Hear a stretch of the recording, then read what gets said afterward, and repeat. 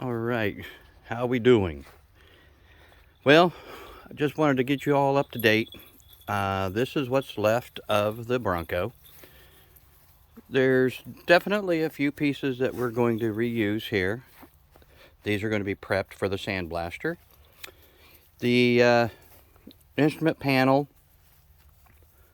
we may or may not be using that.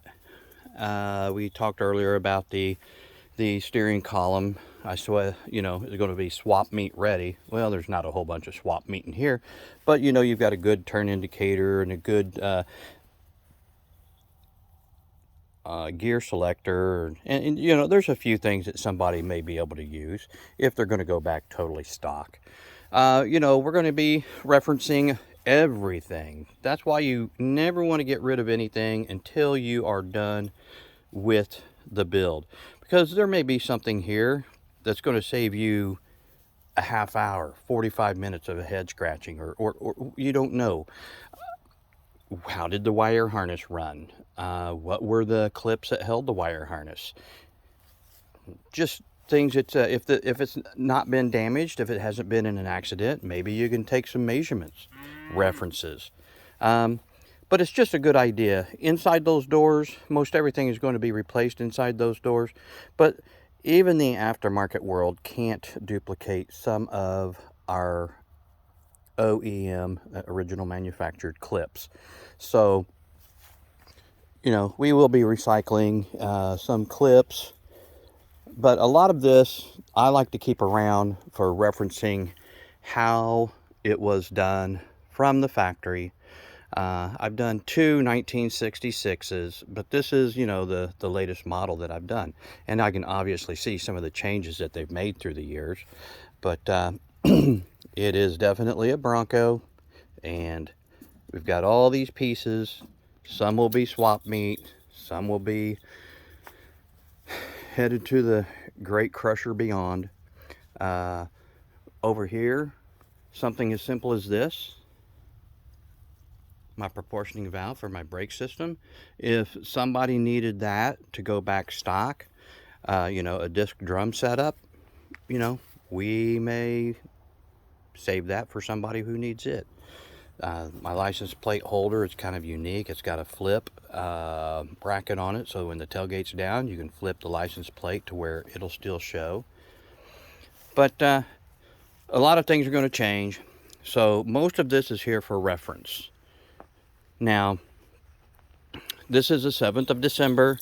We have our sandblaster, our mobile sandblaster. He's going to be here Friday, and I'll definitely get some shots of that for you.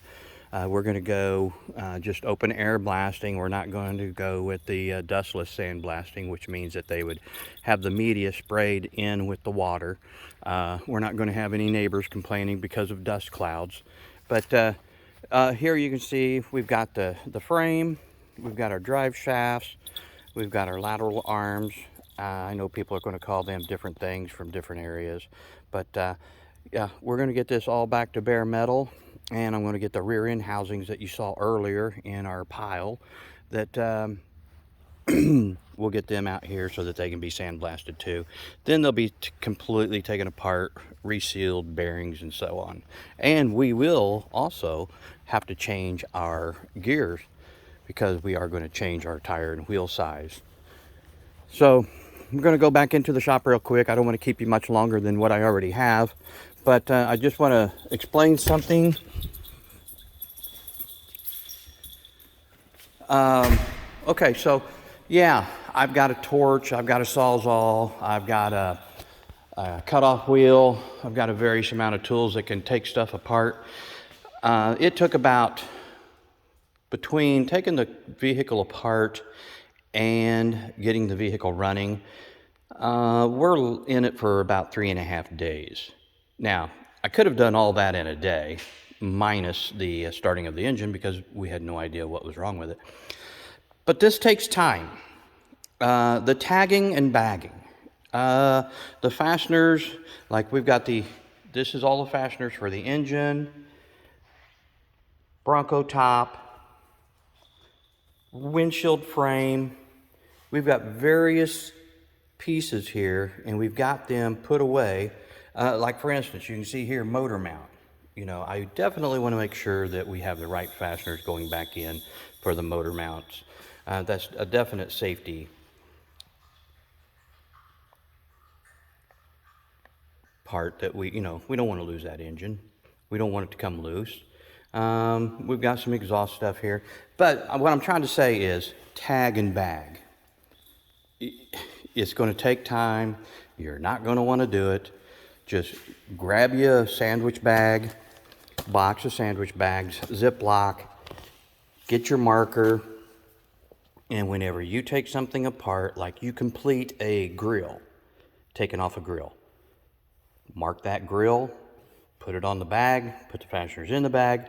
When it's time to put that back together, even if you get new fasteners, you can make sure that the fasteners are the right fasteners to reinstall that grill. It takes a little bit of time, but I promise you, you'll save time when you go to put it back together. So I'm going to leave you for now. Got the shop cleaned up, got a new project in here ready to go. We've got 2 more to get started. The Bronco, the engine's at the machine shop, the transmission and transfer cases at the machine shop. So we've got some time to get into another project. But this is Wednesday. Friday, our sandblaster is going to be here. I'll get some shots of that, send out there to you, take a look at, and we'll see what happens next. Until then, take care.